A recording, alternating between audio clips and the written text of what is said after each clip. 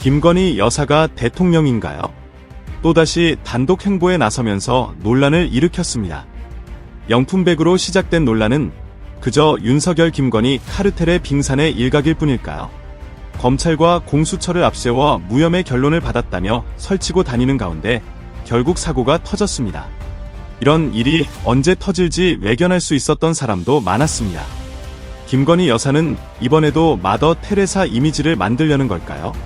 윤석열 대통령의 부인 김건희 여사가 지난 15일 발달장애 아동시설을 찾아 봉사활동에 나섰습니다. 대통령실 대변인은 서면 브리핑을 통해 김 여사가 발달장애 아동 32명과 함께 시간을 보내며 그림을 그리고 간식 배식을 도왔다고 전했습니다. 그녀의 이번 행보는 단순한 봉사일까요? 아니면 그 이면에 감춰진 다른 목적이 있는 걸까요?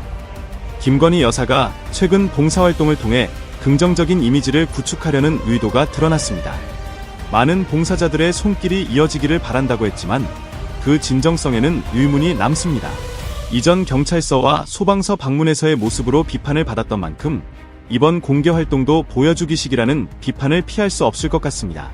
마치 모범수가 되겠다고 미리 봉사하는 것처럼 보이는데 국민들은 이미 그녀가 저지른 여러 범죄를 잘 알고 있습니다. 이런 얄팍한 술수에 과연 얼마나 많은 사람들이 속을까요? 더불어민주당은 김 여사의 행보를 강하게 비판하고 있습니다.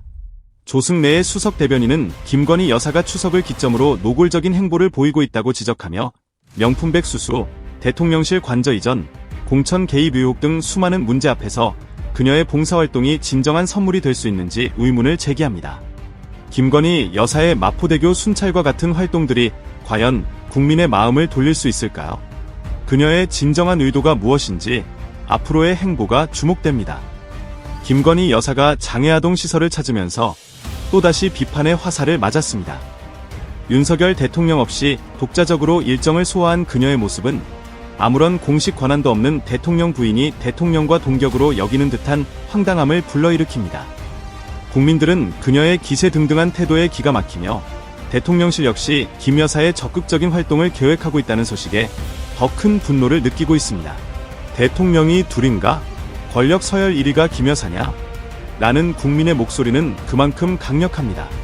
김 여사가 가야 할 곳은 특검 조사실이라는 지적이 나오는 가운데 가족이 연루된 사건에 대해 연거푸 거부권을 행사하는 윤 대통령이 정치 검찰에 비로한 권력 뒤에 숨는 것과 같은 착각은 버리길 바란다는 주장도 이어졌습니다.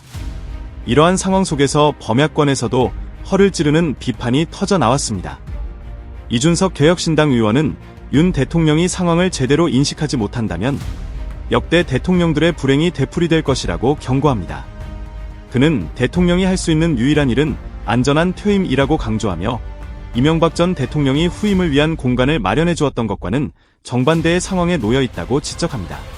윤 대통령이 집권 후 어떤 정권이 들어서도 좋지 않은 상황으로 몰아가고 있다면 대한민국 정치사에 또 한 번의 복수 열전을 예고하는 셈입니다.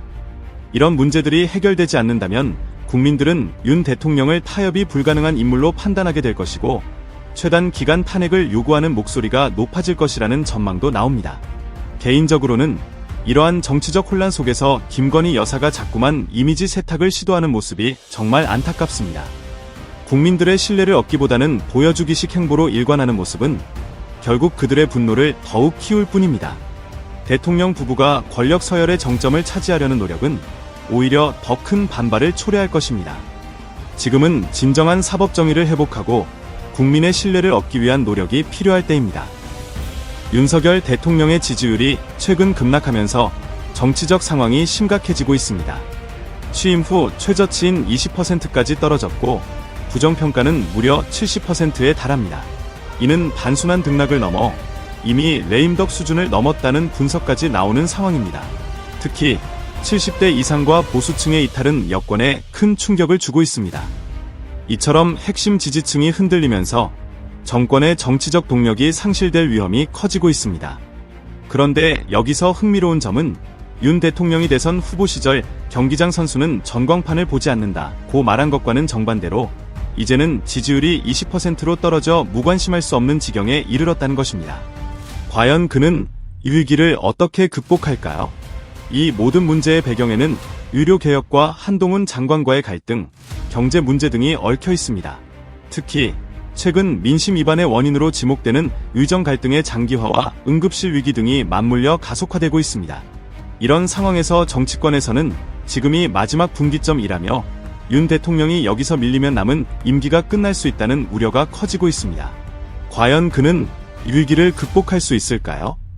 아니면 10%대의 지지율로 개혁조차 어려운 상황에 처하게 될까요? 정치의 세계는 언제나 예측 불가능하며 향후 전개될 사건들이 더욱 흥미롭게 다가옵니다. 윤석열 대통령의 지지율 하락은 이제 더 이상 단순한 정치적 변수로 치부할 수 없는 심각한 상황에 이르렀습니다.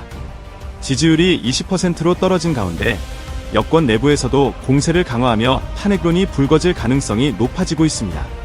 과연 윤 대통령이 위기에서 어떻게 반등할 수 있을까요? 전문가들은 핵심 지지층인 70대 이상과 보수층을 다시 잡는 것이 첫 번째 과제라고 지적합니다. 그러나 그 시작은 의료 개혁 문제를 어떻게든 수습하는 것에서 비롯되어야 한다고 강조합니다. 2026년 증원 문제와 전공의 사직 관련 이슈는 물론 의료계와의 갈등이 계속 이어지고 있는 상황에서 낮은 자세로 타협의 의지를 보여줘야 한다는 분석이 지배적입니다. 하지만 윤 대통령이 과연 그런 자세를 취할 수 있을지는 의문입니다. 이런 상황에서 국민들은 또 다른 사고 소식에 마음을 아프게 하고 있습니다. 16일 전북 군산 해역에서 어선이 전복되었고 윤 대통령은 긴급히 해수부 장관 및 해경청장에게 구조 작업을 지시했습니다. 하지만 이 같은 지시는 매번 반복되는 일입니다. 예언하자면 이번에도 현장을 방문해 대충 둘러본 뒤 제발 방지책 마련하라는 한마디를 남기고 돌아갈 것 같은 기분이 드네요.